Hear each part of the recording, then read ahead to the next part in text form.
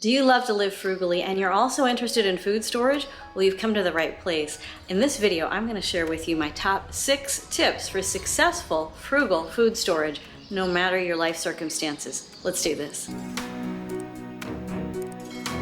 Welcome, I'm Amy, and here at Frugal Over 50 I give you tips and tools for frugal living. Bienvenido a mis amigas de habla hispana. El día de hoy vamos a hablar de food storage. Solo que yo no sé cómo decir food storage en español. ¿Cómo se dice? Sin embargo, hablemos de food storage para la vida frugal. Tip number 1. Answer the question, why am I going to do food storage? Why am I storing food? Or it could be household products, anything that you feel like you need to store. Identify what is your reason for wanting to do this? For many of us, we're thinking about it because if you're watching this as I'm recording it, we're living in a time of inflation and increasing food prices and household goods prices all over the world. Many of us have lived through cycles of inflation and price increases before, and so we know, oh yeah, I did that back in my 30s. Now I'm in my 50s or older. I know I got to prepare. So a lot of us are thinking in those terms, but that may not be your reason for thinking about food storage. It may be family tradition, it may be part of your religious beliefs, it may be something that you just saw a YouTube video about and thought, oh, I'm vaguely interested. But identify clearly what is your particular reason for wanting to do food storage, because that will set you up for success in all of the rest of the tips that I'm going to give and throughout your entire food storage journey. So tell me down below, why? What is your reason for wanting to do food storage right now? I want to take a moment here to say a special thank you to You Need a Budget. This is not a sponsored video, but I've talked many times about how You Need a Budget works for me, and I want to tell you about it again here today. You Need a Budget is a subscription software service that gives you access to a full range of services related to planning your budget. The basic idea behind You Need a Budget is this. You identify how much money you have right now. You identify what the bills are that you have to pay before you get any more money. You put both of those things down, and then you spend on that basis. You give every single dollar that you have a job, and as new things come along, you can shift things around in different categories. Some of you have done this successfully all of your lives with something like a spreadsheet or pen and paper, or just adding it up in your head. But if you're looking for a new and innovative way to think about budgeting so that you can be very practical, very flexible, and also get a complete handle on exactly what's going on in your finances at all times, I strongly recommend You Need a Budget. You Need a Budget actually changed my life. It's why I talk about it so much. I don't believe I would be financially solvent in any way, shape, or form if I hadn't discovered it. And if you're looking for something that will help you get a handle on your finances, I strongly recommend them. In fact, I have a link down below in the description for 34 days free. It's in every single video. Can't recommend them highly enough. Thank you, You Need a Budget. Number 2 comes directly out of number 1, and it is, what type of food storage would you like to do? There are so many ways to think about and to do food storage all over the world and in all different life circumstances. It's important for you to identify what type of food storage are you going to do. And to help you with this, I'm going to give you 2 examples. One comes from all of my family members from 2 generations back and before. They didn't necessarily use the words food storage. They wouldn't have said they were stocking up. They wouldn't have said they were prepping, all of these words that we hear today. They just grew a garden when the weather was warm, and then they preserved the fruits of that garden or the vegetables of that garden in a variety of ways, and they ate from that preserved food all winter. In spring they planted again, in summer they harvested again and then preserved, and so it went. And every year there was a cycle of growth, harvesting, preservation, and then consuming what had been preserved. Nowadays, most of us live pretty far from that experience, and we would call that food storage, because literally you're growing food in order to store it and then use it during months when you can't grow food. The other extreme is somebody who goes to buy snacks before they go on a long-haul plane ride. Let's say you are a world traveler and you need some snacks that can get you through long-haul flights or long layovers so that you don't spend all your money at the airports or at expensive restaurants. So you might pack an extra carry-on as part of your luggage so that you can pack all the snacks that you need. that is also food storage. And there's a wide variety of food storage types in between those two. So whether you're talking about something that's quite long-term or something that is much shorter term, think about what type of food storage you need, what type will work for you right now. If you're getting value out of this video so far, would you give it a like and consider subscribing if you haven't done so already? And if you'd like to contribute to the growth of the channel, go down below and click the link for my brand new Patreon where lots of exciting things are coming. Number 3. Who are you going to be storing this food for? Are you storing for a large extended family?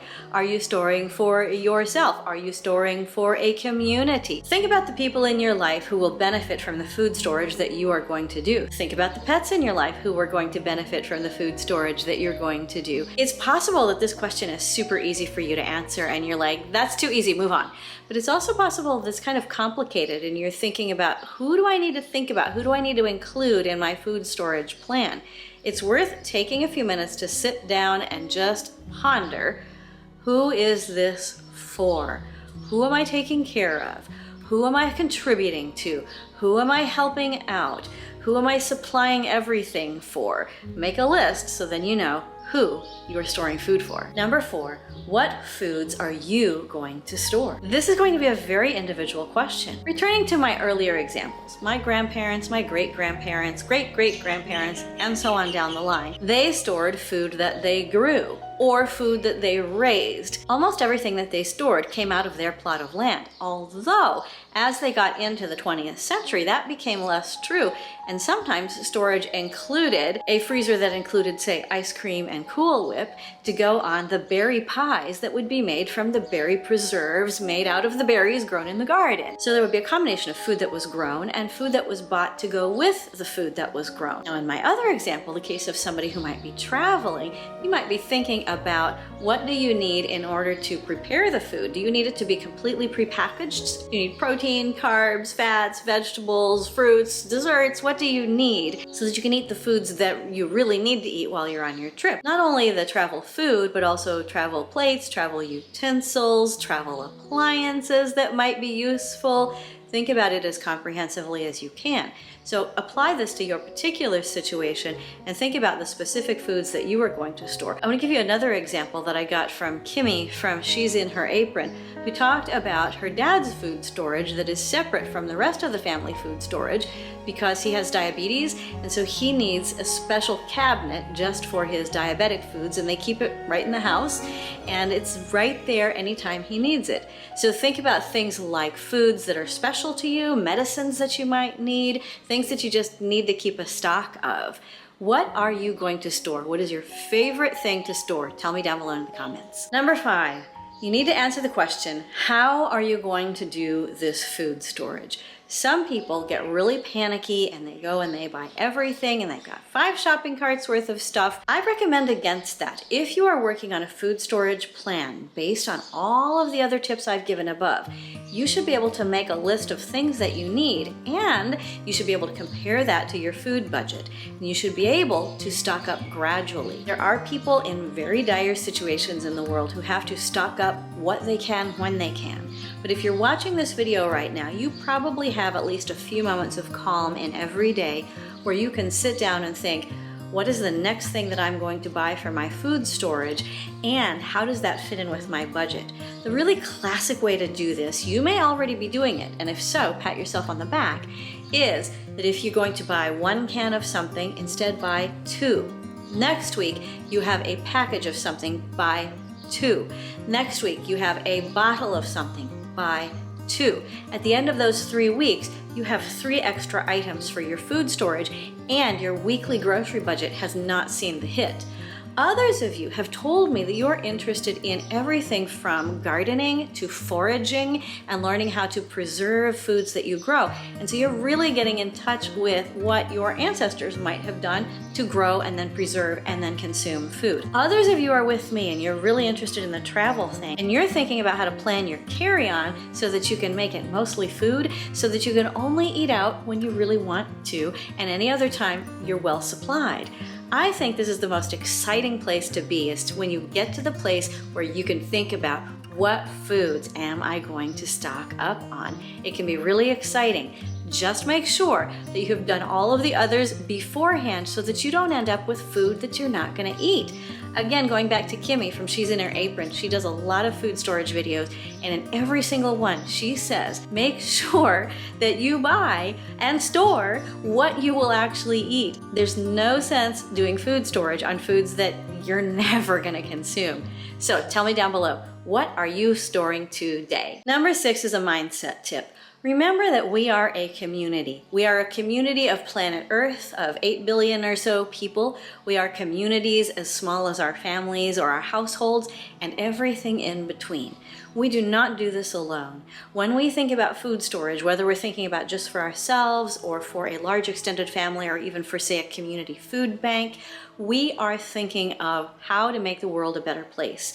And it's important that we approach this in this way because I think that a lot of us who are into frugal living are also into community, and we may wonder, how do we bridge the gap between frugal living and food storage in a way that does not isolate us? Human beings generally are not the sort of people to go up in a mountain and live alone and try to live entirely off the land, not speaking to people. We read stories about people like that. We watch movies about people like that. We wonder about people like that.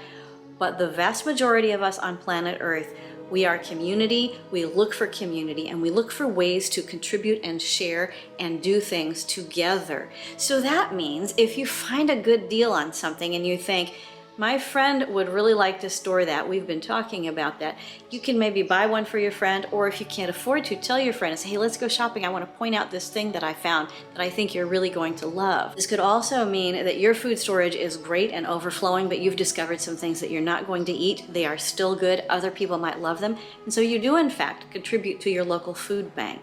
Think about food storage not as a way to wall yourself off from the world, not as a way to isolate yourself from the environment in which you find yourself. No, think of it instead as just the exact opposite, as a place of empowerment so that you can reach out and share better with your community, whether it's directly with food itself or whether you, having a stash of food that feels comfortable for you, are now able to comfortably reach out and give to others who might need help in whatever way works best for you. Food storage will be a path to community. Hellen Keller said it best, alone we can do so little. Together, we can do so much. I want to ask you, where are you on your frugal living food storage journey today? Are you just beginning to think about it because of this video? Have you been doing food storage for a long time and you've got 10 tips you want to share? Wherever you are, tell me down below in the comments, and I want you to know that I am so proud of you. Live frugally, change your life, and together we will change the world. I can't wait to see you again soon. Nos vemos en el próximo video. Bye!